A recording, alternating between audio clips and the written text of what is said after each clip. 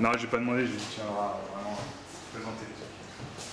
Mais en tous les cas, nous on est réfléchi à Swing Swing parce que pour Seasons After Fall, on veut faire des tools un peu cool pour faire du terrain, des animes un peu faciles dans Unity. Et, on s'intéresse pour voir si vraiment c'est jouable de vendre la tech sur Unity pour amortir un peu du dev.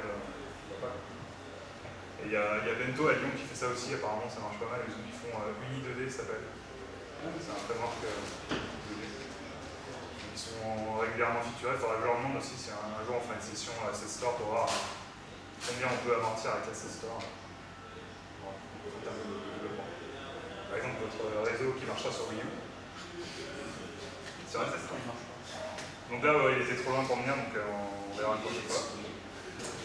Et moi, je comblais les trous avec les dessous de Tetrobot Enco. Donc je vous montrerai à peu près comment on utilise Unity pour faire le jeu. Alors, les plugins utilisés, en gros les utilitaires qu'on a créés, les sons, comment on intègre les sons, les feedbacks dans le jeu, comment machin chose. Si vous avez des questions en temps réel, vous n'hésitez pas à vous interposer. Si c'est chiant, si vous n'entendez pas ou si on s'en fout. Les animations, la création des niveaux, donc niveau LD, background. Donc, voilà le Unity. Donc on a des Unity Pro. On n'utilise pas de feature de la Pro, mais bon, c'est juste pour builder pour la fin, quoi. Donc on s'est fait accoster par des mecs d'Unity pour qu'ils nous ont fait des petites réducs, mais pas grand chose. Je sais pas comment vous avez fait, vous. Ouais.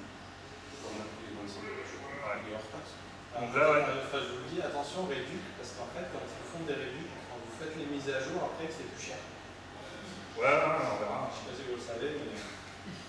En tout cas, c'était une clé qu'on avait déjà et on verra. On ira lui casser sa gueule parce qu'on sait son Skype. Donc voilà, en gros, Tetrobot Enco, je sais pas si vous connaissez ou pas. Si vous voulez que je passe un trailer avant pour voir le jeu. Un trailer, le trailer. Un trailer. Je sais pas si je ressors le son. Il n'y aura pas le son, il y aura un son de. Bah là,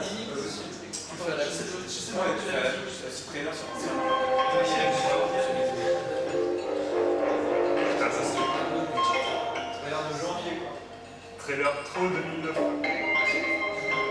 Donc c'est un jeu, on contrôle un petit robot, c'est la suite c'est on va dire la suite spirituelle du jeu qu'on avait fait avant. Donc là c'est plus axé puzzle. J'ai pas le meilleur trailer, il y a le deuxième qui était plus explicatif. Donc on contrôle un robot à coup de souris. Et on doit évoluer dans des niveaux pour trouver des blocs spéciaux. Donc là on va voir l'interaction avec les blocs. On peut aspirer les blocs, sachant que les blocs de même matière se collent entre eux, donc là il vient de faire un éboulement de sable. Et là pour passer, il doit activer ce switch qui demande du sable, donc il doit trouver un moyen de faire une forme qui finit au bon endroit. Ça rappelle du Tetromino, on aime bien le Tetris, les trucs carrés. Donc là il voit qu'il y a un laser qui réagit. De la TNT. Mon dieu, là sachant qu'il ne peut pas prendre l'obsidienne, c'est un truc qu'il ne peut pas attraper au robot. Il se crée une petite mèche qui va en fait la TNT. Donc ça c'est des puzzles parfaits on va dire. Là, il ne peut pas passer non plus, mais mon dieu, comment vais-je faire? Et là voilà, lui il lance tout de suite.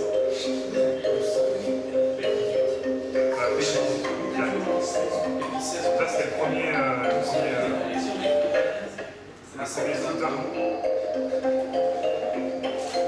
premier footer qu'on a diffusé. Donc ça montre un peu ce que c'est le jeu, mais bon après c'est compliqué de communiquer aussi. Donc voilà, ça ressemble à ça en tout cas. Marketing, ouais. Utilisez le logiciel pour éditer vos vidéos, juste pour la. Alors la vidéo, on a acheté une carte d'acquisition PC qui coûte 150 €. Donc ça capture direct ce qu'il y a à l'écran en fait. Ça capture son live à 60 fps en 1080p. Parce qu'on a essayé Fraps, on a essayé machin, à chaque fois. Je bosse avec Cam Studio. On a essayé Cam Studio aussi, t'as essayé aussi. Ça marche un peu mieux. Je sais pas, ça fait ramener les PC. Et du coup, il faut avoir un gros PC, puis on voulait filmer en 1080. Moi je filme en 1920 1080.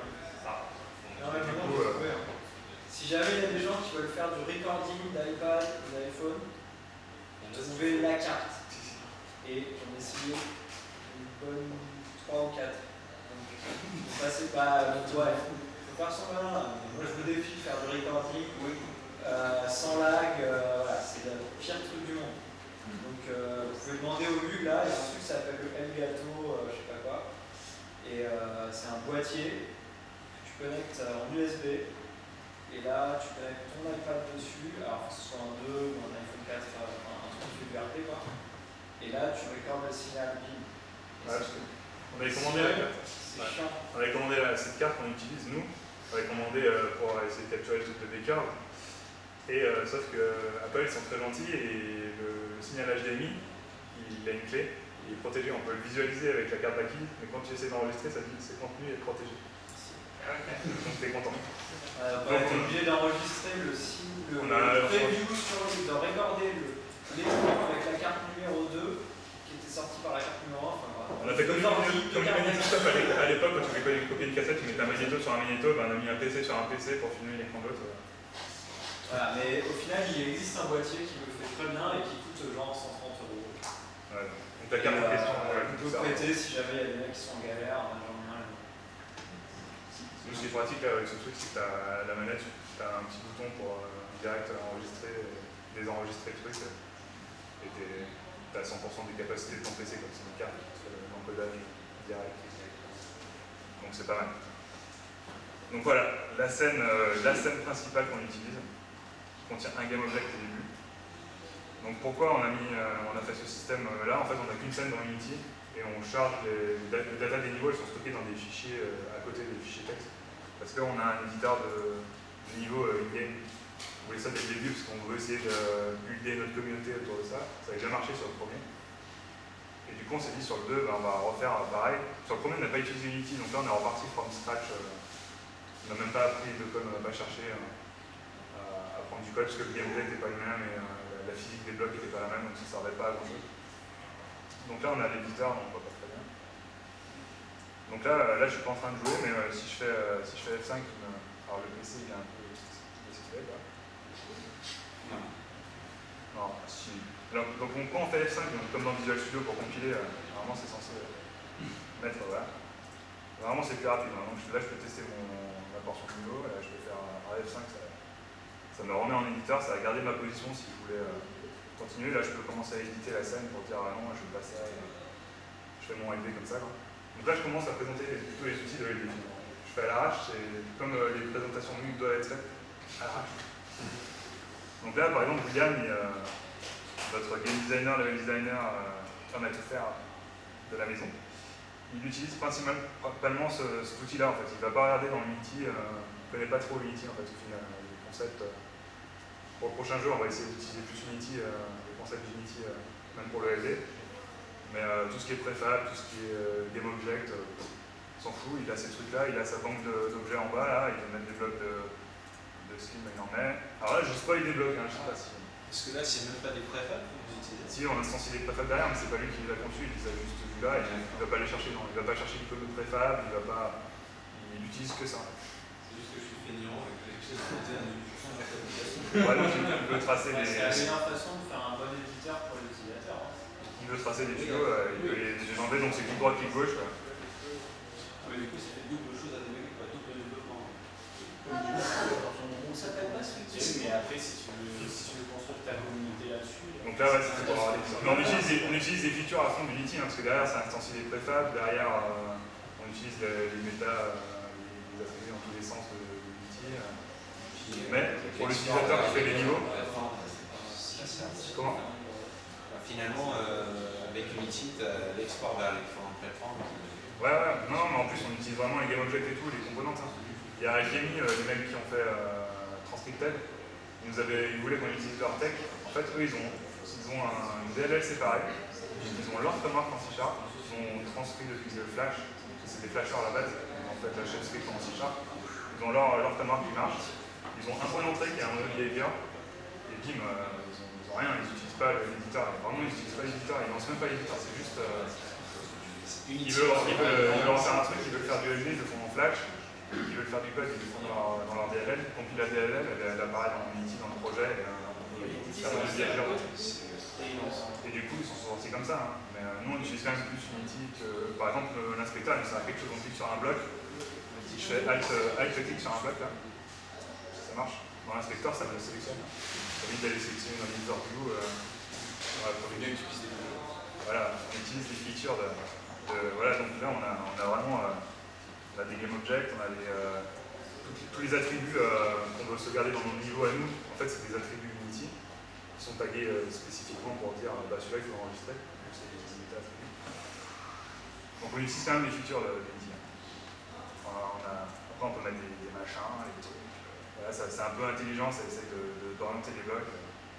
Genre, j'ai envie de mettre un ladder là, je le mets là, après je peux le mettre dans l'autre sens et je peux le faire. Et après, je peux tester, là, je le prends directement. Donc, je suis au même endroit que tout à l'heure, ça a gardé ma place. Je peux rentrer dans un tuyau qui n'est pas fini. Voilà.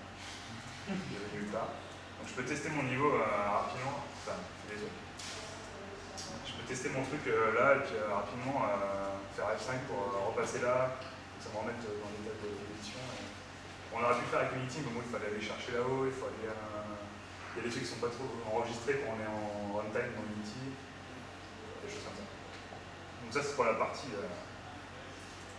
édition. Après il y a les raccourcis clavier de Rockstar avec le pavé numérique pour changer d'écran. Si le pavé numérique. Tout ce qui est Game Manager, Scene Manager et tout ça, c'est vous qui avez ouais, voilà. créé pour... En gros on encapsule pas mal de features d'Unity. Je parlais par exemple du son tout à l'heure, les feedbacks, comment on les a intégrés dans le jeu. On utilise un truc qui s'appelle les scriptable objects. Je vais passer là-dessus d'ailleurs, si vous voulez. Donc voilà, on a des trucs de debug pour se déplacer vite, à contrôle-clic, ça va là-bas. Pour prendre un bloc à distance, si j'ai pas envie de le prendre parce que je suis en train de tester, c'est même plus con que le truc. Non, c'est quoi déjà?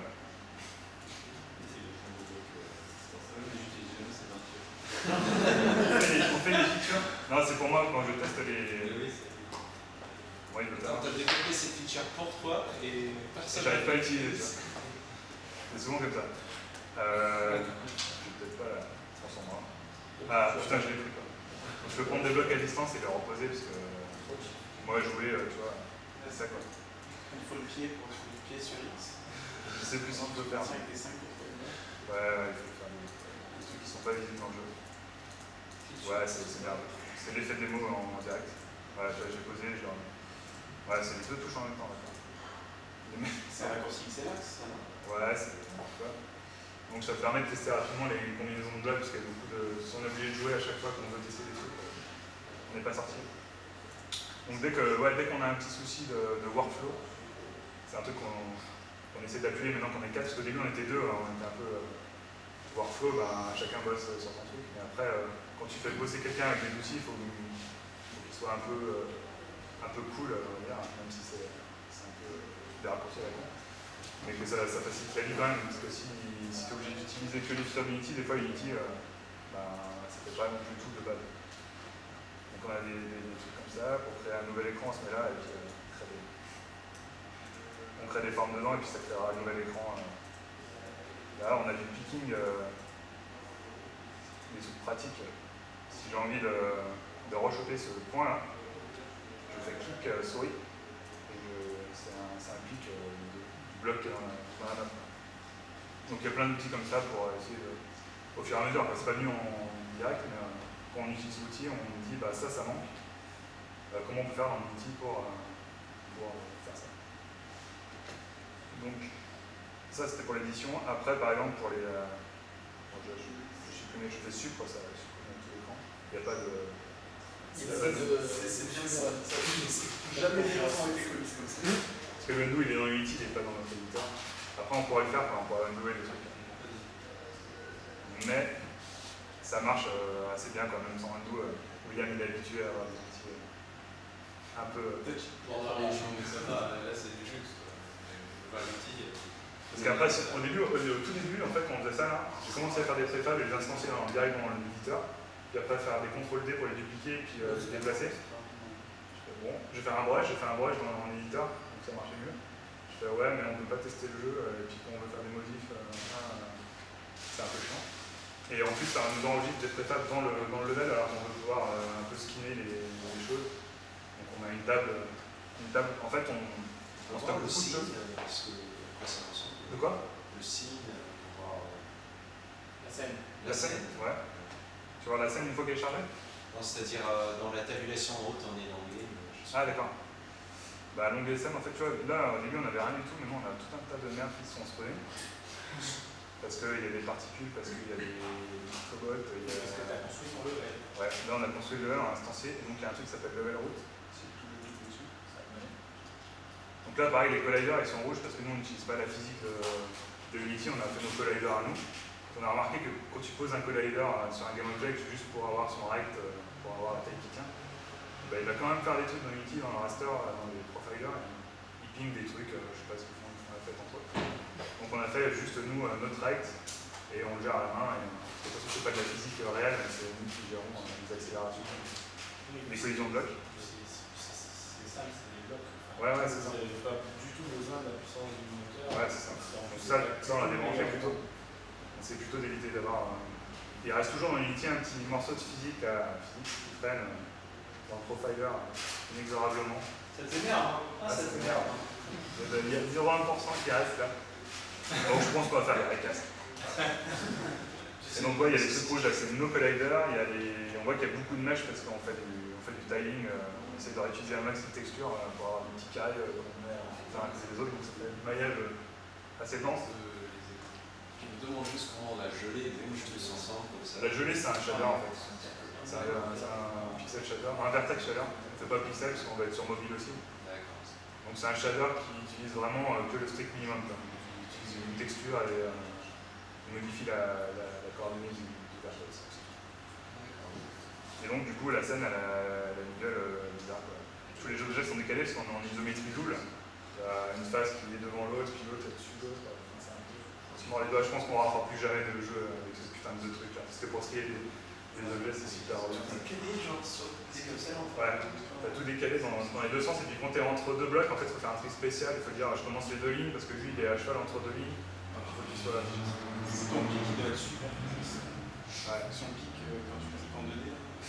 Voilà. Ah oui, carrément. Donc ça, par exemple, qu'on utilise dans la scene view là, on a fait des trucs, par exemple, je montre un peu des tools là. Auto-Selector, on a redéfini le Transform Editor, parce que ça nous faisait chier à chaque fois que quand on clique sur un truc, ça sélectionne le mesh, et le mesh c'est pas forcément l'objet que tu voulais sélectionner à la base, c'est le fils de cet objet là. Donc on a redéfini l'inspecteur, et quand l'inspecteur se fait un on-enable, on check le GameObject courant, qui est sélectionné dans l'éditeur, on remonte pour voir s'il n'a pas un component acteur, parce que c'est tout de base de notre moteur, quoi. C'est un truc qui interagit dans le jeu, c'est un acteur, donc on cherche acteur et on le sélectionne. Et tout comme ça, tu peux les redéfinir à propre projet. Ouais. Faire un autre projet, ce sera pas. Par exemple, si tu fais un projet purement 2D, comme nous on a fait, mais on aurait pu cacher le Z par exemple. Et dire on a un layer, 1, 2, 3, 4, 5. Toi tu peux mettre que 1, 2, 3, 4, 5, mais derrière ça va gérer un Z en flottant tout seul. Tu vois pas le truc d'article. Et ouais, c'est tout. Dans Unity, tout est redéfinissable en gros. Ouais, mais pas pour grand-chose. prendre ton projet. Ouais. Si t'as un script. beaucoup sur ton Non, ça fait pas avec chez toi. C'est pas dans Unity, c'est vraiment dans ton projet. Dans tes scripts de ton projet. C'est comme ça. Tu peux faire un plugin. Ouais, tu peux faire un plugin, mais ça l'équivalent d'un plugin. Du coup, quand je clique ça là, par exemple là, si je clique, ça va sélectionner un truc qui s'appelle Sprite, j'en ai rien à faire, je vais jouer l'acteur. Si je fais auto-selector, bim, il va sélectionner l'acteur void WhatsApp. Donc lui est vraiment l'acteur qu'on gère dans le jeu. Oui, je sais pas, tu remontes jusqu'à trouver les composants de script. Ouais, voilà. Comme un gros ça. C'est ça. Ah, là il y a un script, c'est lui que je voulais. Donc ça, on l'a fait aussi pour Seasons, parce que on l'a pas mis là-dedans, parce que c'est un peu chiant de décocher en mis sur une touche. Si tu fais CTRL-clic, ça sélectionne un acteur, si tu fais clic normal, ça sélectionne le mesh. Donc c'est des trucs qu'on apprend. Moi, je prétends pas être le master of machin. C'est ce qu'on en est venu à faire ça. Comment on en est venu à faire ce truc. Par exemple, le scale là, ça me faisait chier à chaque fois de scaler ça, et puis scaler ça, pour avoir la même. Et du coup, j'ai fait une coche là, scale uniforme, et j'en bouge un. Ça bouge. C'est super relou. Quand t'as ça à faire 5 fois par jour, t'en fous. En fait, Unity, on l'a pris comme ça, on a essayé d'utiliser comme ça, comme on veut l'utiliser. On a dit, bon, ça va moyen, on essaie de trouver une solution, et ainsi de suite, pour unitaire. Donc il y a des solutions qui sont totalement pourries là-dedans. Bon, on fera pas plus tard, mais il faut expérimenter. Ouais. Donc, comme au début, moi j'avais mis tous les variables publiques dans des GameObjects pour dire est-ce que toi tu vas interagir avec tel bloc, est-ce que toi tu vas interagir avec tel bloc et tout. Et après, ça nous faisait des milliards de paramètres dans des milliards de préfaces. C'était pas centralisé du tout. Et là, on a découvert les scriptable objects. Non mais tu m'as sauvé la vie, non? Donc les scriptable objects, en fait, c'est comme un GameObject, sauf que ça se met pas dans la scène, ça se met dans le projet. Donc c'est l'équivalent d'un GameObject, l'équivalent d'un monobehavior, pardon, qui est attaché à un GameObject, sauf que là il est attaché à rien, mais en fait on va voir dans les fichiers, c'est un ghost de GameObject. Et du coup, je vais vous montrer comment on a finalement rapatrié les datas qui étaient dans plein de préfaces éparpillées. Dès qu'on voulait truquer un truc, c'était super la merde parce qu'il fallait aller voir toutes les préfaces pour... Il faut pas que le moteur soit dans le set, parce que sinon c'est pas enregistré. Les scriptables, ils sont enregistrés tout le temps. Oui, voilà, les scriptables, tu pars en direct sur des variables publiques. Ouais, voilà. On part sur des variables publiques dans des monobehaviors quand on est en play mode et qu'on les tweak. Maintenant, dans Unity, par défaut, il y a un super enregistré. maintenant, dans Unity, ils ont un truc qui est cool, c'est qu'ils ont un truc qui s'appelle copy component. Copy component ou copy values, là, il est grisé, mais quand je suis en runtime, il n'est pas grisé. On peut copier toutes les valeurs qu'on vient de tweaker. On pose le game et on fait pass et ça les replace. Ça, c'est assez nouveau. Ouais, là, je suis sur un truc. Même en runtime, c'est bizarre. C'est bizarre, ça, ouais. J'en sais rien. Donc en fait, ça marche mal. Ouais, ça marche. Et nous, on a notre système de préfab aussi. Parce qu'on a redéfini tous ces inspecteurs-là. Dès que je touche un truc. Mais en fait, pourquoi tu utilises Unity au final si tu vas... Non, mais ça va nous permettre de le faire. Oui, c'est sympa. Et on a tout le render engine, on a tout le son, on a tout les inputs. Non, mais je rigole. Non, c'est pour expliquer la démarche. Par exemple, ce tuyau, si je le prends et que je rigole. On rigole. Ah, j'avais pas mon truc magique, c'est le tuyau. On avait fait un système de préfab, si on commence à modifier, on voit pas.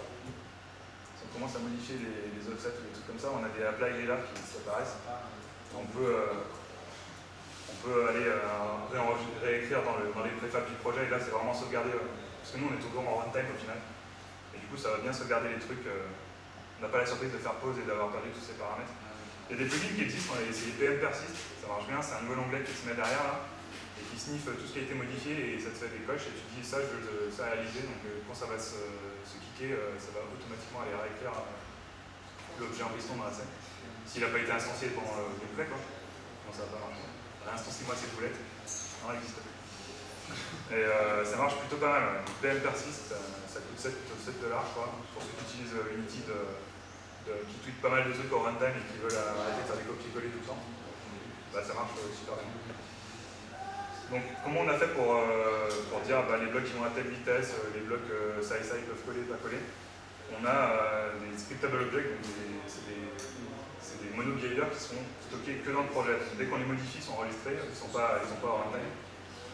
Et pour les retrouver, on a des petits outils donc dans Windows, dans tout code, machin, tools, là c'est nous qui l'avons rajouté. C'est simplement, je pense que vous savez comment faire, on fait menu entry, le nom et ça rajoute des menus.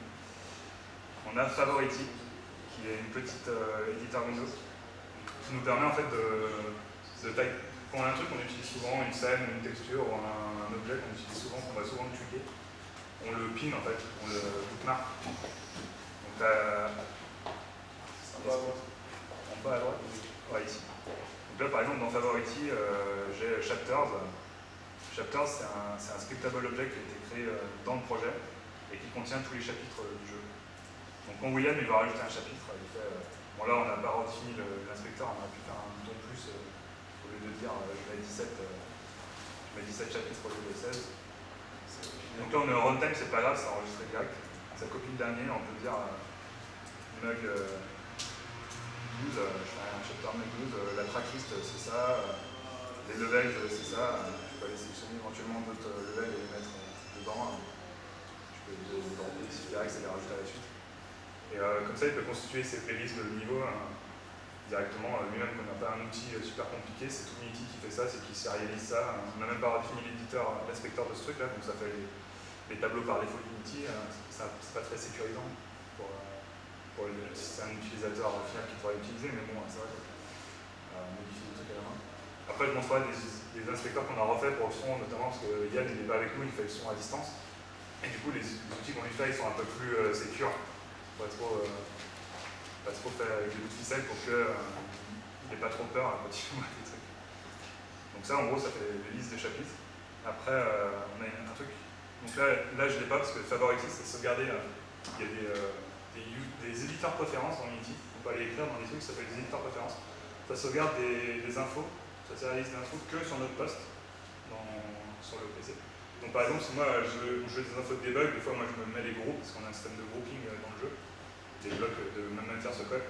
Ben moi j'ai le debug des groupes et personne d'autre les a, parce que moi qui ai coché ça et qu'on j'archive sur le serveur, il n'y a pas tout le monde qui est obligé de redécocher un truc parce que l'autre il l'a coché. Et donc ça s'appelle les éditeurs preferences, il y a les player preferences aussi. Ça, c'est un user pref aussi, je crois. Ouais, user pref, t'as plein de prefs. Et nous on stocke ça là-dedans. Donc là il n'y est pas parce que sur PC on n'a jamais truqué. Et donc si je cherche game, on utilise beaucoup la recherche avec Unity, c'est assez pratique. Et là il y a un truc qui s'appelle gameplay table, je peux la rajouter dans mon Favority et elle sera toujours là quand j'ai démarré mon Unity et je la retrouverai facilement. Et je clique dessus, je peux la renommer si je veux. C'est Benoît qui a fait ça, avec Jean-Pierre. J'ai envie de l'appeler comme ça. Et, ma gameplay table, elle n'a pas pour autant changé de nom dans le projet, mais c'est juste pour moi, utilisateur du truc, ça change ici. Donc ça s'affiche là. Donc là on voit qu'il y a tout un tas de bordel, plein de chiffres, c'est tous les paramètres, les réglages de gameplay. Quels sont les timings, quels sont les blocs qui interagissent entre eux, tout ça, les quelques courbes de scale, de machin. Donc ça, ouais, c'est scriptable object. Pour les créer, on fait juste clic droit là-dessus. On fait tac. Et là, on a des Tetra Table. Et on peut créer chapter table. Et là, ça me crée une nouvelle chapter table qui n'est pas nommée, et je peux la nommer. Je peux me faire une nouvelle chapter table, et puis si on a envie de swapper entre deux chapter table, on peut le faire parce que c'est simplement un drag and drop à faire. On dit on utilise ces chapitres-là pour lancer le jeu ou on utilise un autre. C'est pareil pour tout. Tous les blocs en instancie sont stockés dans des grosses tables comme ça, scriptable object. Et si un jour on a envie de faire un skinning, dire tous les blocs qui sont marrons là, on les remplace par des blocs Halloween, parce que c'est Halloween. Donc on a juste à créer une block table spéciale Halloween et on dit quand tu lances le jeu, tu charges cette table. C'est pas des objets qui ont déjà été sauvegardés dans la scène, donc on les réinstalle. On peut faire ça. On a la technologie. Donc là, ouais, j'ai des ressources underscore, parce qu'au début, on avait utilisé ressources pas mal, on faisait d'autres ressources à chaque fois. Et puis on s'est rendu compte que Unity, il avait un truc de dépendance qui est assez fort. Dès qu'un scriptable object du projet est référencé dans un game object de la scène, quand tu fais le build, il est bien intégré dans la build. Parce qu'on avait peur qu'il ne soit pas intégré, parce qu'il n'attachait à rien de base. Et en fait, si, il est attaché à quelque chose, parce que si je stoppe la scène, dans main, c'est là où on branche notre gameplay table ou notre truc comme ça. On dit bon, on utilise cette gameplay table. Donc ça va bien l'inclure dans la build.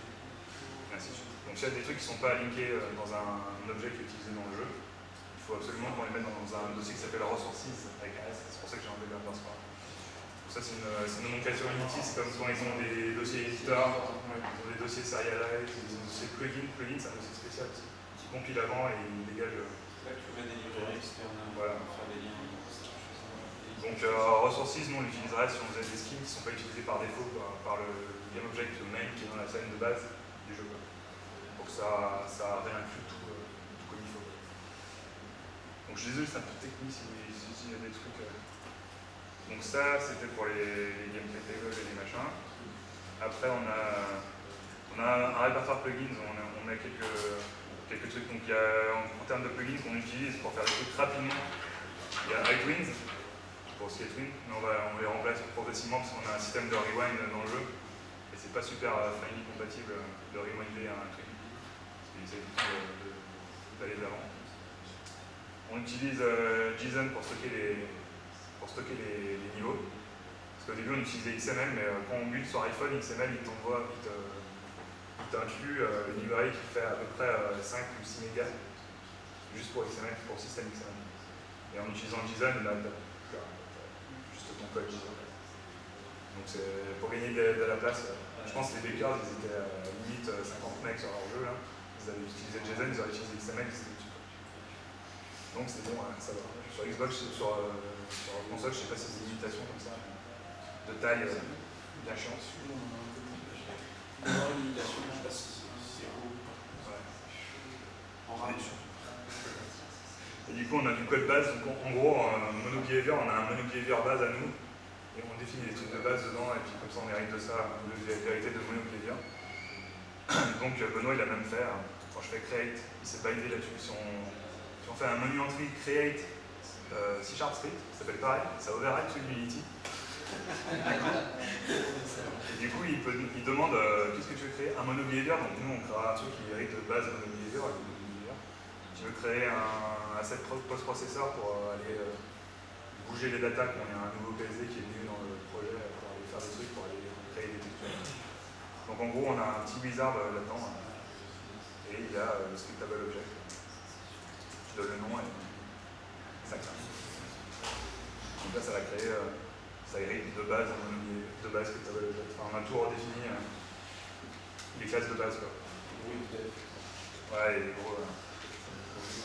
Pas dans l'éditeur, C'est quoi? j'aime bien le FDF qui rend totalement inutile la classe. Ouais, voilà. Donc voilà pour les scriptables. Après, je peux montrer pour le son comment on a intégré le son. On utilise donc les audio sources de Unity, mais on les utilise dans un manager et on dit qu'on en crée. Donc on a un audio listener qui est là-dessus. Et on a un pool de sources, en fait, on dit on utilise maximum 10 sources à la fois. Et parce qu'Unity, dedans, il doit avoir une limitation aussi, mais nous, on veut savoir notre limitation à nous et être sûr de dire il n'y aura pas plus de 20 trucs qui vont jouer dans le jeu. Et Yann doit faire en sorte qu'il ne joue pas 36 milliards de sons à la fois pour que ça affiche dans la console trop de sons. Donc ça, c'est un pool qui est créé dans un pré-tap. Et après, quand Yann veut tester les sons, il y a un truc qui s'appelle Window Audio Note Player, qui va parser tout le projet, qui va aller chercher les scriptable objects de type Audio Nodes. Non, ce PC c'est pas mal. Donc on va attendre quelque chose. Ça c'est des éditeurs Windows, donc c'est facilement faisable. On hérite de l'éditeur Windows dans Unity. Avec get Windows, il te la crée tout seul, il la nomme, machin, tu peux la bloquer directement, il y a une ligne de code. Et donc ça après on a défini le OnGUI là-dessus, pour que ça soit un peu plus joli. Donc là par défaut tout est grisé. Donc si je joue dans le jeu. Tu peux pas, tu compiles pas. Ah, j'ai cassé. À force de mettre des nerfs. Et ben ce que je peux vous montrer par exemple, c'est ce qu'on utilise comme versionning. On a mis le projet en mode texte. Donc Nam va le faire. Non, on a déjà eu cette présentation au premier week. C'est vrai. Mais c'est pour ceux qui n'étaient pas. Toi, t'étais là. Non, mais tu crois pas. Donc dans Edit Préférence, je crois que c'est. Non, c'est dans Project Setting. Editor. Si on ouvre ça nous ouvre un petit truc là. Nous, on les a mis en metafiles et en force text. Et du coup, tous les fichiers binaires de Unity sont en mode texte, donc ça fait qu'on peut les archiver facilement. Là, on utilise Mercurial comme versionning. Donc là, toutes les conneries que j'ai fait depuis tout à l'heure, je fais refresh. Donc là, s'il veut bien. Donc là, je vois que j'ai modifié un niveau. J'ai rajouté. Bon, j'ai changé l'écran de départ de l'édition. Je vois que j'ai fait plein de merde d'assets, nouveau. J'ai fait juste clic droit ouverte ou ignore. Donc ça, on le laisse utiliser par William et par Géraud, les mecs non techniques, parce qu'on estime que c'est à eux de soumettre leurs trucs régulièrement, de sauvegarder leur niveau. Et après, s'ils ont un problème, ils peuvent revenir dans le passé facilement et voir où ça a été.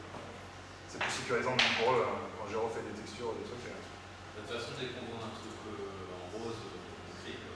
Ouais. Non, mais quasiment. Après, voilà. Mais du coup, après, quand on merge, quand deux personnes ont modifié le même truc, c'est un peu plus tricky. Des fois, on arrive à se recasser des trucs entre nous. Ouais, mais alors, parce que nous, on l'utilise pas avec un texte. Là. En plus, c'est vrai qu'il a pourri mon ingé qui a maintenant envie de faire ça. Nous, on ne l'utilise pas. Et vous avez quand même des problèmes de merge. Non, on n'a pas de problème de merge, mais c'est juste par exemple que quand tu sais pas, par exemple, un paramètre, si tu fais pas attention, tu auto-merge. Et tout à l'heure, par exemple, il y a un. Tout le monde ne fait pas attention, personne ne fait attention. Ouais. Mais c'est juste. Mais attends, je vais t'expliquer pourquoi on a pu rectifier. Parce que toi, tu aurais eu ton scriptable en linéaire là, avec toutes tes datas dedans. Toi, tu aurais mis le build time de cet effet-là, c'est 1 seconde. Et Nam, il avait la version 0.5. Imagine. Vous mergez. C'est son 0.5 qui prend la main pour une raison X ou Y, je sais pas trop pourquoi. Toi, tu vas pas voir la différence, tu vas avoir une modification entre un binaire et un binaire, il va te dire bah, je peux pas afficher, genre, je sais pas quel changé les débits qui ont changé. Nous, on voit, à cette ligne, il y a Nam qui a mis ça et toi qui as mis ça. Je suis absolument d'accord. Et tu choisis. Tu choisis. Ah non, Qui a raison. on fait un jeu. Non, mais ça marche. Non, ça marche, mais je pense que nous, des fois, on a des super sprites, tu vois, par exemple, Géraud, il fait des trucs. Ah, mais les artistes, ils bougent pas. Si, il bouge parce qu'on peut le laisser bouger. Et du coup, il bouge des trucs, des fois ça casse des trucs, mais moi je peux les réparer en mode texte, je me dis bah, ça c'était du ID. Et il aurait à refaire tous ces trucs. Non, je comprends. C'est juste que concrètement, on a dû en avoir des problèmes de merge qu'on ne pouvait pas résoudre, et du coup, il a fallu soit faire soit un petit rollback, soit ok, t'as c'est quoi tes modifs, on regarde c'est qui le doute qui a fait les plus grosses modifs, celui qui a fait les plus petites, il se sacrifie puis il les refait. Et je sais pas lesquels c'est en plus, parce que c'est arrivé quelque chose comme allez, 4 fois en 9 mois. J'ai juste une petite question bête. Quel est le désavantage que vous avez de notre texte? Bah non, ça va plus. C'est juste que. Mais est-ce qu'il y a un désavantage, parce que c'est juste que entre le temps que ça va prendre à faire du mode texte et de faire une feature, alors je préfère une feature. Non, mais mode texte, c'est typique. Tu cliques, tu dis je veux utiliser du mode texte. Arrête de faire du chargeur, il le gère tout seul. D'accord alors. Parce que la dernière fois, il avait mis du temps parce qu'il avait Ça a remis le hacker. Comment le faire si on n'a pas la version Ça va devenir compliqué. Ça, c'était compliqué. Oui, ça, c'est Mais en fait, il suffit de le faire avec une pro, il suffit de le faire avec une pro, d'enregistrer le projet, et tout est free, elle le. Justement, on peut pas bien écouter la première fois, désolé. Non, mais c'était pour les. Parce que majoritairement, vous utilisez l'Afrique. Surtout ça. Et du coup, donc je lance le jeu. Maintenant, j'ai la liste des. On sait quel type d'objet c'est fait. C'est scriptable object, ce sont des audio notes qui étaient stockés dans le projet. Donc, ça, il y a des fonctionnalités dans Unity qui peuvent te parser les objets dans ton projet. Et donc, il a juste à cliquer dessus si on entend des sons. Il n'y a pas de son. Non, parce que je crois que. Si je fais audio, non, ils sont à fond. Il est coché mute. Je sais pas quelle unité c'est ça, mais. Donc pareil, tu vois, ça c'est un. Si le mec il en a marre du son, et il veut juste faire du LD ou je sais pas quoi, il coche ça chez lui. Et les autres, ils sont pas emmerdés, parce que c'est pas des préférences qui sont partagées par l'utilisateur, c'est des guitares préférences. Donc Yann par exemple qui fait la musique, il peut cocher ça, c'est cool. Donc là voilà, il peut essayer d'en jouer plusieurs. Parce que ça simule vraiment comme ça les jeux dans le moteur en fait. C'est l'avantage de ne pas utiliser directement les audio sources. Parce que nous on encapsule les audio sources d'Unity et on dit bah tu joues avec tel pitch, tu joues avec tel volume, tu fais un fade, crossfade, machin. Ça on a implémenté des trucs par-ci. Mais la base c'est quand même l'audio source. Et après il peut tester aussi les musiques et aussi les FX. Donc là par exemple il a une petite barre de recherche, on est sympa. Il peut faire un petit move. Ça c'est bien. Voilà par exemple le knob pour les noms. Et après il peut aller voir, il fait select. Ça le select dans le projet, il le voit, il fait inspecteur. Donc ça c'est la gueule de ce qu'il a quand il travaille. Donc il y a des nodes, on appelle ça des nodes. Donc il peut avoir un node de démarrage du son, donc un fade-in d'un truc qui n'est pas une loop. Après ça peut enchaîner sur une loop, qui peut elle-même enchaîner sur un fade-out. Donc il travaille là-dedans en fait. Donc les clips, on les retrouve ici, là, avec Unity, il y aura Game Board là-dedans. Il dit, quand je joue, un autre qui est peut-être mieux. Non. Tout. Finalement, c'est F-Mode Là, voilà. vous avez implémenté. Non, on n'a pas implémenté F-Mode, mais c'est... Par exemple, là, tu vois, il voulait pouvoir dire, quand je joue ce son, donc on peut le jouer ici. Donc il y a un problème avec le PC, là, je crois. Mais en tous les cas, il va choisir un son parmi ces 5, et il va le jouer avec un random pitch de 0,9 à 1,1. Donc ça va aller sélectionner un son au hasard à chaque fois qu'on fait play là-dedans. Et ça va le jouer avec un random pitch entre 0,9 et 1,1.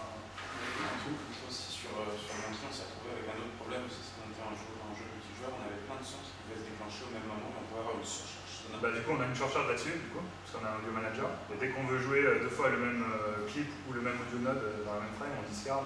Sinon, il y en a déjà un qui joue.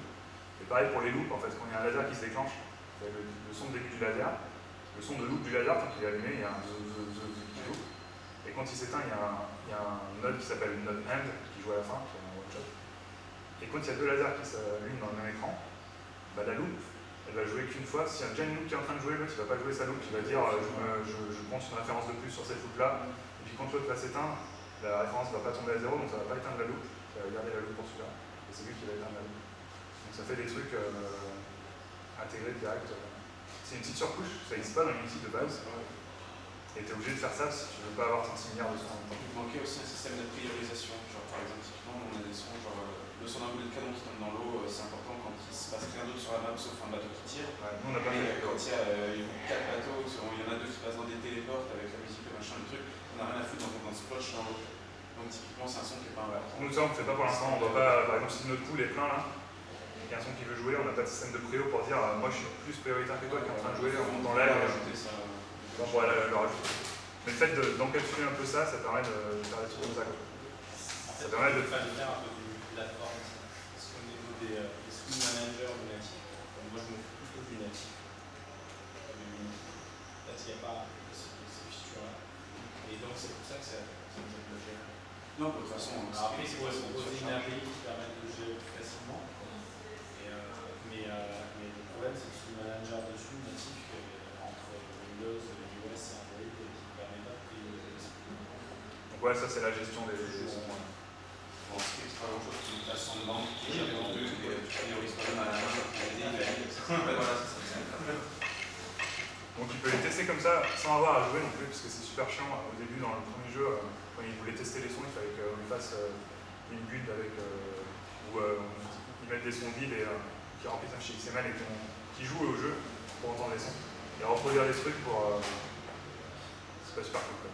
De devoir se taper tout le niveau pour entendre le fameux son de victoire.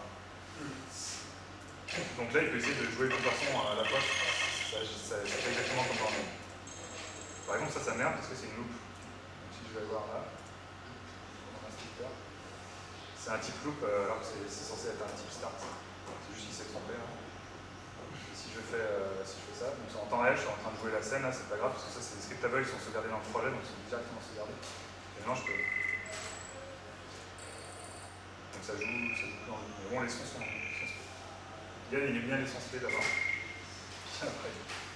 Donc voilà pour les sons. Après, s'il veut faire une musique, il dit mon truc là, qui peut avoir un fade in, fade out, machin, qui peut avoir des loops, des trucs, il dit c'est pas un SFX, c'est un background musique. Et il va aller jouer dans le pool background musique. Donc il va aller automatiquement casser la dernière piste qui est en train de jouer parce qu'on dit qu'on joue plus de musique de base. C'est pas des mélanges. Hop. Donc ça, c'est pour les sons. Est-ce que tu peux donner sur les outils internes que tu as présentés depuis tout à l'heure des estimations du temps passé dessus? Ça par exemple le son, moi j'ai passé beaucoup de gens ne passent pas. J'ai passé environ 2 semaines dessus. Une semaine et demie, enfin 2 semaines pour voir avec Yann ce qu'il voulait, voir à peu près la gueule de l'interface qu'il voulait et l'intégrer dans. Juste le truc dessus. Ouais. Le manager qui lit pas les books, qui fait en sorte que tu joues pas plusieurs sons en même temps, qui fait en sorte que. Quand tu quittes un écran, un écran de jeu, par exemple, il y a un laser sur un écran, tu vas dans l'autre écran. On n'a pas trop envie que le laser de loop il continue à vitam et terrain, parce qu'on n'a pas des sons spatialisés, on a des sons que de 2D. Et du coup, on fade ce son-là. On sait qu'il y a plus d'audio notes dans cet écran qui joue une loupe. Tous les autres sont dans l'écran, on peut les fader. Donc ça encapsule ça aussi. On encapsule Si tu devais en faire un plugin, voilà, il n'y a pas grand chose à faire du coup, parce que quand tu veux créer un audio note, c'est pareil, c'est un système de. Je me mets n'importe où, j'en ai rien à foutre. On fait create. Donc c'est pas tac, on a changé après, on s'est dit on va mettre en create comme dans Unity. Feedback, audio node. Il crée un audio node. Je vais le mettre. ouais, donc tu peux facilement Ça, le faire sur la sensor. Ouais, par défaut il est vide. On fait add node. C'est quoi? T'as une erreur là. C'est un warning. Attention. Non, t'as une erreur aussi, t'as une erreur et un warning. Ok, bon.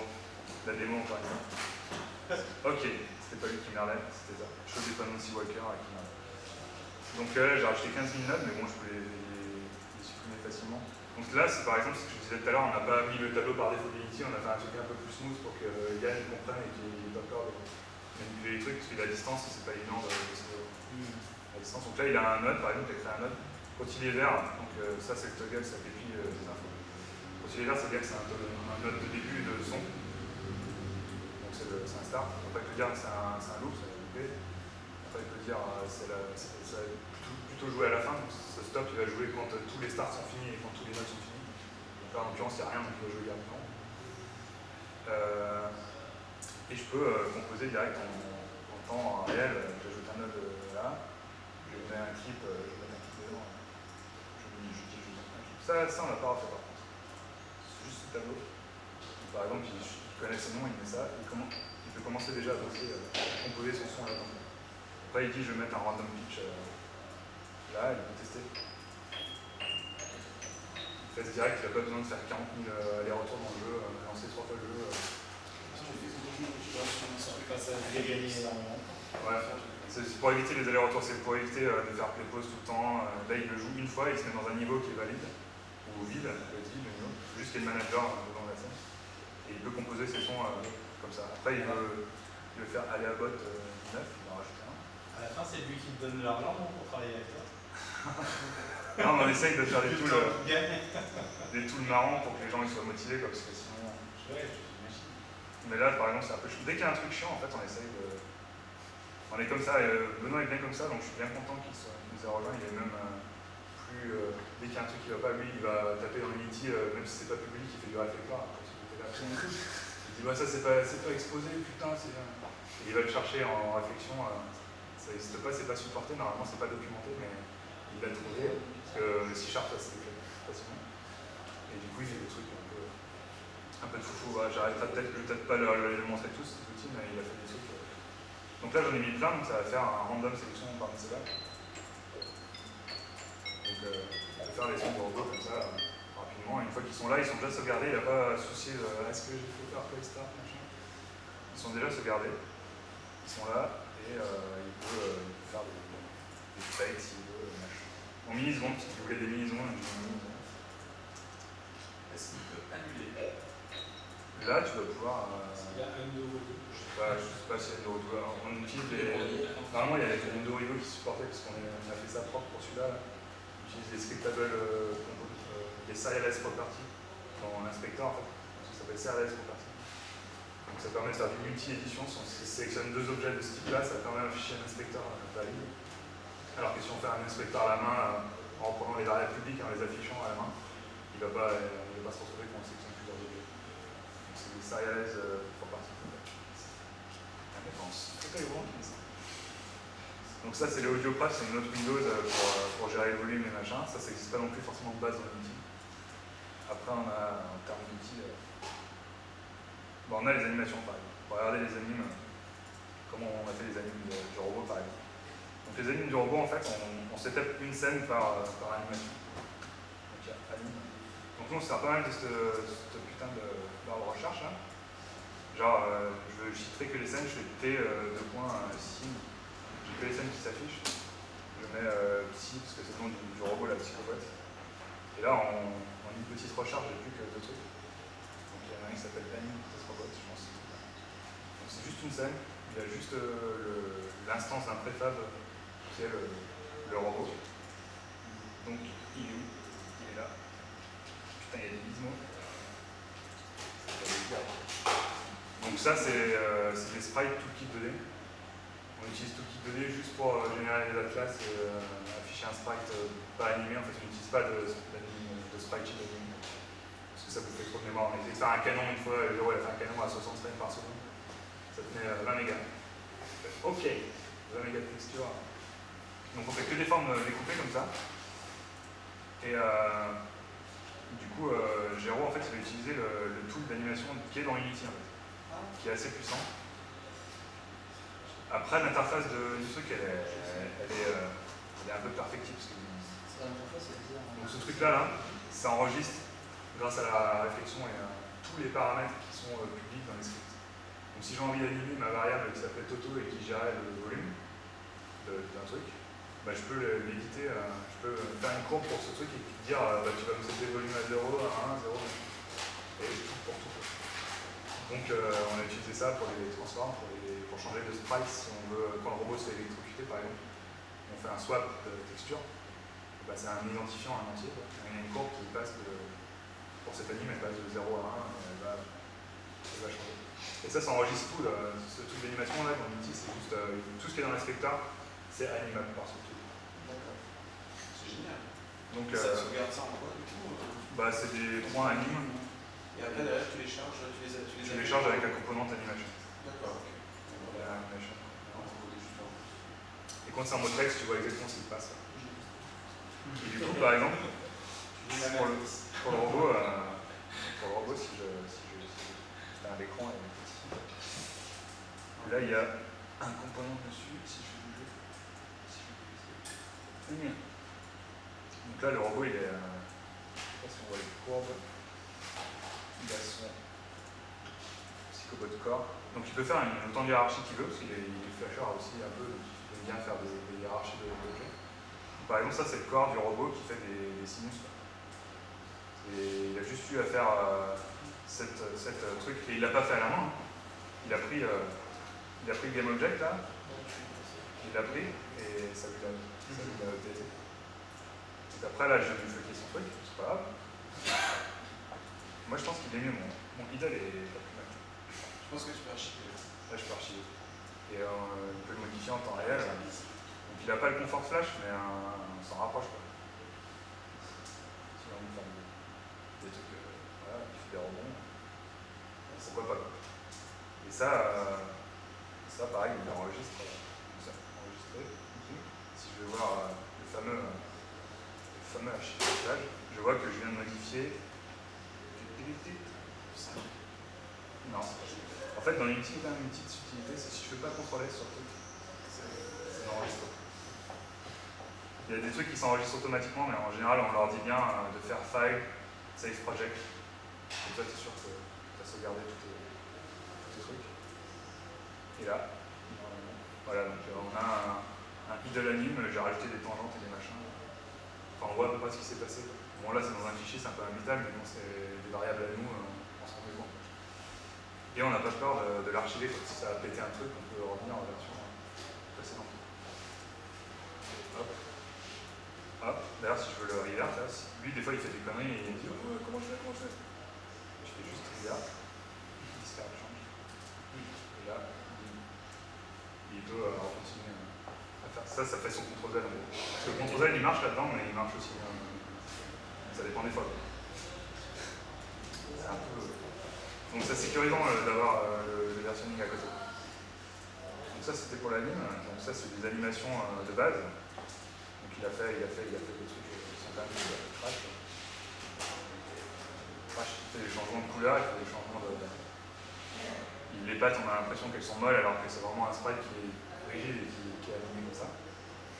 L'antenne, il s'est permis l'antenne de la faire pivoter en 3D du coup, sur l'axe Z. Donc c'est un dépendant en 3D au final. Dès qu'on peut utiliser une feature 3D, genre un effet, on voulait faire un effet d'apparition sur une sphère, on dit ah putain, c'est passé genre sur une sphère. Enfin, sur une sphère. Parce que ça marche pas. Donc c'est l'avantage de faire de la 2D avec un truc 3D. Après, il y a des trucs, par exemple, ce que je disais tout à l'heure, les swaps de texture, quand il se fait choquer, quand il se fait choc, il change de texture. se fait. Elle clignote, entre pas choqué. Donc il a fait tous ces trucs comme ça. Il a mis au début, on avoue que je savais pas trop si on allait utiliser ça parce qu'on testait cet outil d'animation-là. On voulait lui faire un export plus flash, mais ça a pris plus de temps. Et il a essayé, on ne voulait pas trop des animes non plus super sophistiqués pour le jeu, donc il a réussi à faire avec ça. Et après, il y en a d'autres animes qui sont cool. Donc ça, c'est juste des sprites qui bougent avec des pivots. Parce que dans 2D, on peut dire, ce mesh-là, il a un pivot qui est ici. Il n'est pas au centre. Sinon, on aurait fait un GameObject qui est le pivot, puis un GameObject fixe qui se décale pour faire un pivot. Ça a fait beaucoup de GameObject. Et il y a des trucs où on voulait un peu plus de smoothness, genre pour les skins. Et là, c'est là que Mister Benoît a fait une extension de toolkit 2D, il a fait un toolkit patch. Donc c'est un patch, là, on voit le mesh, c'est pas un sprite. Et je peux aller prendre le corps et le bone du corps, il y a un bone qui va le modifier. Donc ça reste un sprite, ça aide de sprite de toolkit 2D. Il y a un bone, il y a une bézier spline, et ça régénère un mesh selon cette bézier. Et du coup, on peut faire des trucs smooth là. Donc si on fait la ligne d'animation. Bon là j'ai tout niqué bien sûr. Donc là il est un peu plus smooth qu'un. C'est pas une sprite sheet, c'est vraiment un truc qui vient déformer la texture de base. Donc ça fait un effet gélatineux. Au début on faisait un scale simple comme ça là. Mais on n'avait pas l'impression qu'il avançait. On avait l'impression que c'était un truc qui était sur place, qui faisait une moule, qui scalait. Et là, Benoît il a fait bon, on fait un patch. Genre 4 heures après, parce que Benoît c'était. Donc ouais, des trucs sympas qu'on utilisera sûrement pour Seasons pour faire des animes d'arbres ou de faire pousser des trucs. Des choses comme ça, mais ça reste des sprites toolkit à la base. C'est juste que ce sprite là il est un peu spécial parce que le mesh il n'y a pas que 2 vertex, il y a n vertex qui sont régis par des esplines. Donc voilà, ça c'était pour les animes. Donc là ça merde parce que c'est le trig Unity en 3D, mais bon on est en bac, en ortho donc on n'a pas de problème de tri. Donc ça c'est pour les animes. Hop. Et donc ouais les animes c'est pareil, même principe si on a envie de stopper l'anime. C'est le même principe, si il n'est pas obligé d'éditer les variables là, il peut aller le voit le corps et le modifier ici. Et ça les bouge ici. Là, vous pouvez les éditer à la main. Voilà pour l'animation tool. Après, donc ça c'est une scène par animation, on a choisi ça, c'est un préfab qui est dans cette scène, on la play. Donc des fois il oublie d'appuyer sur la play. Donc ces changements ils sont bien à sauvegarder et il faut juste y aller. Donc voilà pour ça. Je pense que je vais faire une dernière 10 minutes et après on arrêtera à 22h comme annoncé. Parce que sinon on va mourir. Donc il y a des backgrounds aussi qui sont pas mal. Des backgrounds. Parce que dans le jeu il y a des backgrounds, je sais pas si vous avez vu. Donc là je peux prendre mon favorite, je peux faire double-clic sur PTN Editor. Ça m'évite de le chercher dans la hiérarchie. On a loadé ma scène de base qui joue le jeu, le vrai jeu. Pas juste ses amis. Hop. Derrière, on a des backgrounds dans Unity. Et donc les backgrounds, ils sont animés aussi de la même manière. Des éléments qui bougent. Peut-être en mettre un peu plus sexe. Donc si on veut skinner le niveau, en fait, il faut juste faire la petite molette là. Cliquer dans le vide. Non, c'est pas ça. Tu peux même faire mieux, tu peux faire 7 ou 9. Oui, alors, je fais sauvegarde. Je fais par exemple skin. C'est le skin qui est quand même cool. Je peux enlever ça pour voir un peu plus. Donc ça c'est un environnement skin, là c'est un environnement qu'on a créé avec. Donc pareil, c'est le même principe que la flotte, il y a un petit shader de groups là. Donc il y a des backgrounds qui sont assez cool. Donc c'est des éléments qu'il a mis bout à bout et qu'il assemble dans des backgrounds. Ça va utiliser des préfabs et les positionner, donc il les enregistre dans une scène spéciale où on dit qu'il y a tous les backgrounds qui sont définis là-dedans. Et après nous on va piocher dans cette préfab là. Et je vais vous montrer la scène en question. Mais, si on veut changer de background, là on clique et on peut changer derrière. Donc il a fait différents backgrounds selon que l'écran est chargé ou pas. Tu peux le faire avec 7-9 aussi. Ouais, il y a 7-9. Les pads. William, quand il a fait un niveau et qu'il voit qu'il est un peu chargé, on pourrait le faire automatiquement, détecter le taux d'occupation du niveau et choisir le background qui va bien. On aime bien faire des trucs qui ne servent pas. Et vous n'avez pas, enfin, je sais pas si ça justement jusqu'à l'analyse, notamment pour jouer, pour mesurer la jouabilité d'un niveau. Non, ça va, les niveaux cassés pour l'instant. Les hiérarchiser. Ouais, non. Tu sais, quand tu sors ton jeu, ça se trouve, ton troisième niveau il est trop dur. Bah, c'est ce qu'on a fait sur le précédent. Et tu perds, je sais pas combien d'utilisateurs. Et ça, on l'a fait. Il faut être capable de réagir très vite. Et si possible, quand tu fais une bêta test avant, de mesurer avant de sortir le jeu. Bah, nous, dans le précédent, là, typiquement, on a fait des bêta tests, c'était ce que c'était, quoi, mais c'était quand même un peu un panel large. Et je pense qu'ils n'ont pas osé dire que c'était trop dur ou pas, mais il y a un niveau dès le début presque qui est super dur, qui n'est pas vraiment puzzle, qui est plutôt action, il faut courir, personne. Et là, on a lâché un nombre de joueurs, on a un capitale. Et on l'a jamais corrigé parce que. C'était le mec qui faisait du sens sur la langue d'origine qui nous avait raconté aussi justement qu'ils avaient perdu beaucoup de personnes au niveau de la cuisine. Et le nombre de joueurs de toute façon qui finissent un jeu très bien, c'est 5%. C'est une balle. Oui, mais bon. Après, il y a raison, hein. C'est juste qu'il y a des pics de difficulté comme ça, il y a des trucs. Hein. Il y a des niveaux moins effectifs aussi, des univers moins intéressants. Oui, mais bon. Je vais essayer quand même de le mesurer par certains paramètres. Bah oui, il y a des mecs qui vont envoyer des informations depuis les joueurs chez nous. Pour la difficulté, on se fait vraiment plus sur les tests. Et c'est vrai que par rapport à ce jeu-là, par rapport au précédent, on a carrément nivelé la difficulté du jeu principal. On a mis la difficulté sur tous les éléments secondaires. Donc en gros, tu peux assez rapidement passer dans un niveau sans avoir fini quoi que ce soit dans le niveau.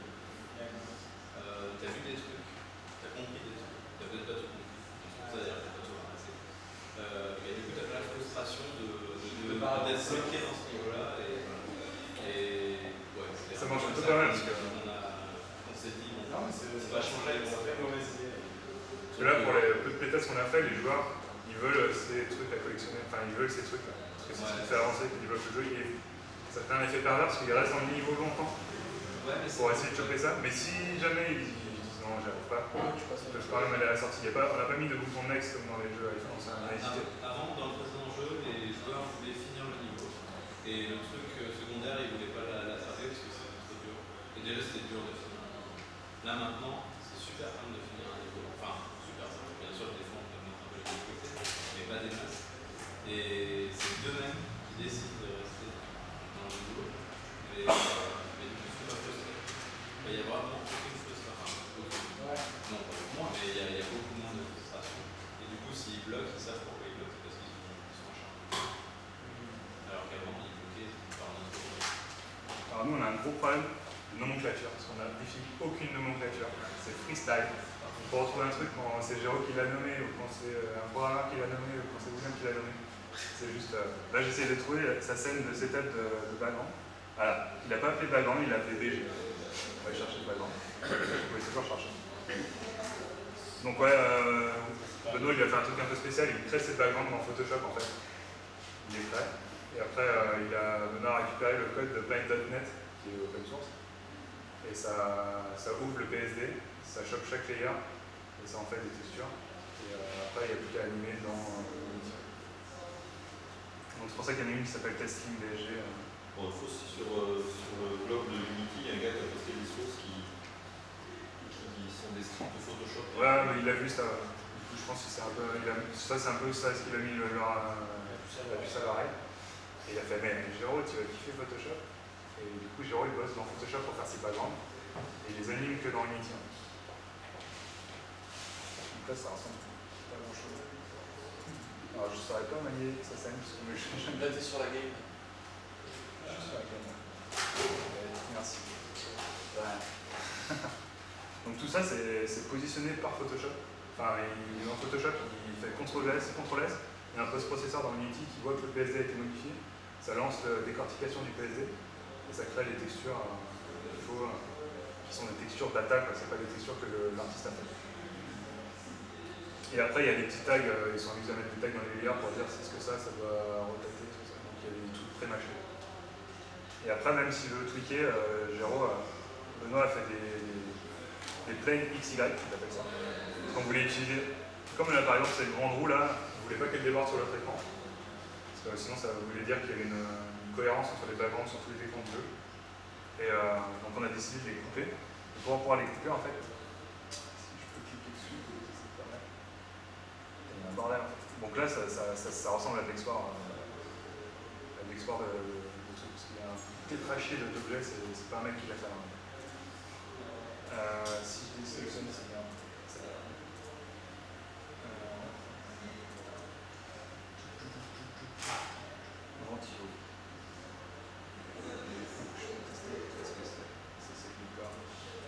Donc Géraud se retrouve mieux parce que c'est lui qui a nommé les trucs, donc c'est exactement ce qu'il avait mis dans Photoshop, en général. Donc ça c'est l'engrenage par exemple. L'engrenage en fait c'est un plane XY qui a des gizmos spéciaux pour les scaler. Alors je crois qu'il y a plusieurs modes, il y a un mode scale. Donc là il a rajouté des petits trucs dans la vue pour éviter d'aller chercher des trucs dans l'inspecteur. En fait il les a rapatriés dans un truc pour que Géraud il soit juste là avec sa scene en plein screen et il s'en fout des éditeurs. Nous c'est pour nous à la limite, c'est pour nous pour débugger. Donc là il fait passer en mode vue de position, il peut changer les UV de ce truc, là, il est masqué quand même par le rect. Ça fait des masques en fait, on voulait utiliser des stencils masques, ça n'existait pas encore dans Unity, ils ont intégré dans la 4.2, mais ça tue des poneys sur iOS. Donc on fait des masques nous-mêmes avec des mèches, on tweak les UV du mesh. Et ça masque ça. Donc ça, si on a envie de le mettre dans un coin d'écran, on est sûr qu'il ne sera pas visible à côté. C'était la grande question de comment on faisait ça. Après, il y a eu l'angle pour donc ça, c'est tous les gizmos d'Unity. Hein. Il a regardé comment c'était fait dans Unity pour le gizmo de base de rotation, là, avec Reflector, sur le code. Du coup, tu as des fonctions d'évaluation autour des cercles, autour de machin, est-ce que je tourne, est-ce que je tourne pas. Il y a plein de trucs utilitaires. Donc là, Géraud il peut voir facilement ce que ça va donner quand ça va être animé. Et après, il peut animer ça, il peut animer ce gizmo-là, parce que dans Unity, dans l'animation tool, encore une fois, dès que tu touches un truc à l'objet, ça enregistre tout ce qui est modifié dans l'objet. Donc là, c'était son rotation UV qui était un facteur qui était dans l'inspecteur, mais Géraud il en a rien à foutre parce qu'il l'a pas vu, mais il a juste vu le gizmo. Et ça marche, il a pas. Donc il peut faire des engrenages qui marchent moyen, qui font des trucs comme ça. Ça nous évite de le faire en programmation. On aurait pu faire les animaux en prod. On fait quelques-unes en programmation, mais là Benoît a sorti le bon jeu. Donc là, il y a des size qu'on peut proprer ici si on a envie de le proprer. On peut agrandir si on a vraiment envie de le voir en entier. Et ainsi de suite. Donc voilà, je pense que je vais arrêter là. 22h pile. On n'a pas du tout les outils, mais. Et c'est toujours la 2D. Voilà. On vient plus ou moins écraser après au runtime, on fait un scale en Z pour qu'il soit un peu plus proche, parce que sinon on a pas des trucs qui se passent devant les autres. Mais en tous les cas, ils sont posés comme ça. Donc tout ça, c'est des préfabs et c'est réutilisable, ce ventilo il est réutilisable ailleurs. Voilà. Donc merci d'être resté jusqu'à 22h. Maintenant, c'est pickle party. Moi, je vais aller prendre la caméra, moi.